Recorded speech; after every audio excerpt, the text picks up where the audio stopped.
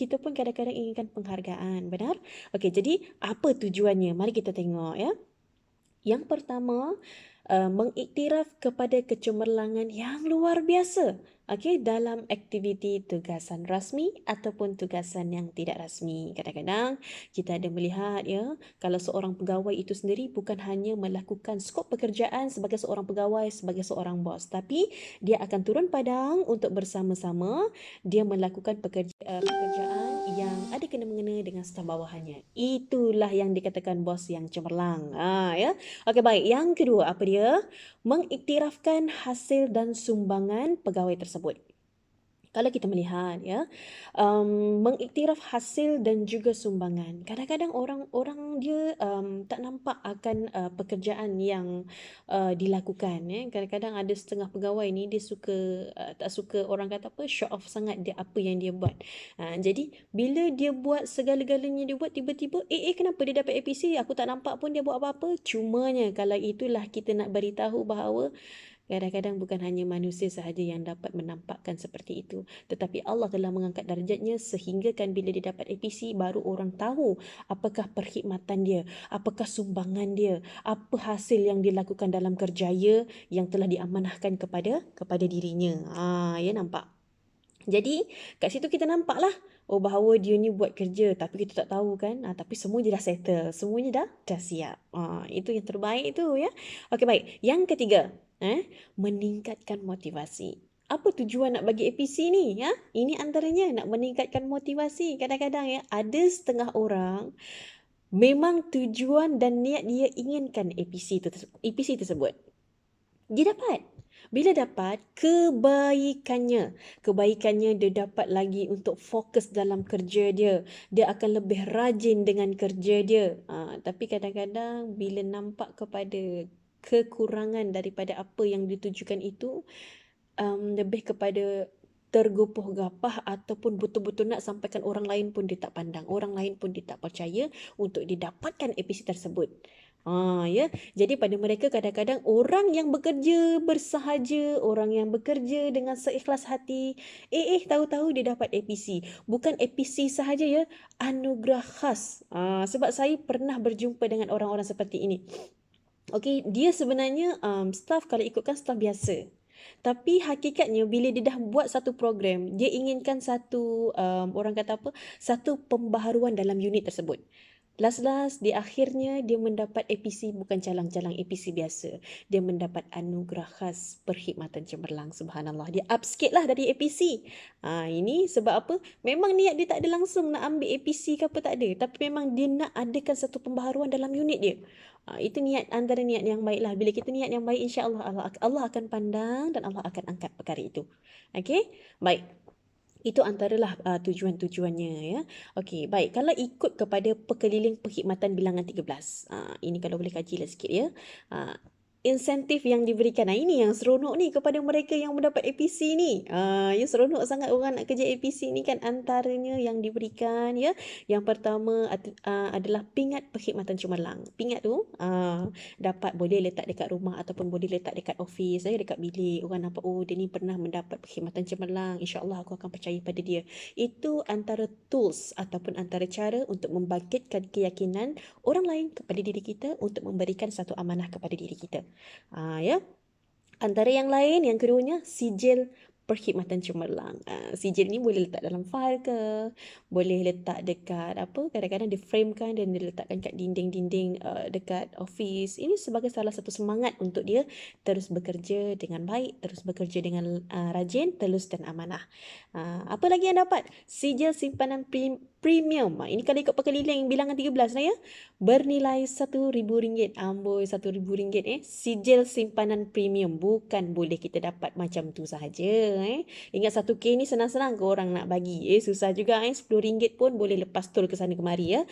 So antara tiga-tiga perkara yang telah senaraikan dalam perkeliling perkhidmatan bilangan 13 ini, kita nampak bahawa insentif berikut boleh menaikkan lagi potensi ataupun menaikkan lagi semangat pekerja-pekerja ni untuk bekerja dengan lebih cemerlang lagi. Kadang-kadang bila kita memberikan satu motivasi yang baik kepada para pekerja, jadi jabatan kita akan mendapat pengiktirafan yang baik. Kadang-kadang orang nampak bos je kan yang buat apa semua kan, tapi anak-anak bawah tak buat apa-apa. Sebenarnya anak bawah yang naikkan bos sebenarnya. Okey, jangan belagak sangat.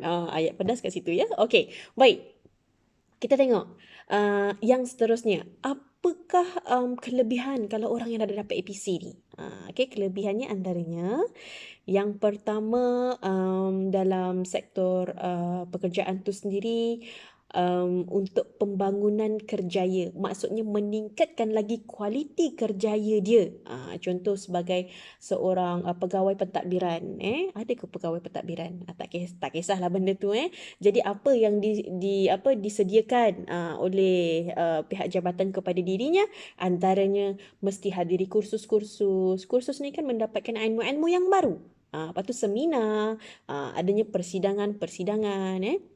Kadang-kadang dengan skop pekerjaan kita, kita boleh explore lebih banyak dengan menghadiri kursus-kursus, seminar-seminar dan juga persidangan yang telah disediakan oleh jabatan-jabatan untuk kita.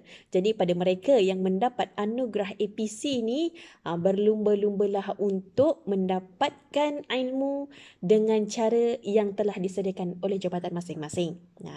Itu yang pertama. Yang kedua, mungkin juga antara mereka-mereka yang mendapat anugerah perkhidmatan cemerlang ini akan menerima darjah kebesaran, bintang dan juga pingat persekutuan ataupun di peringkat negeri.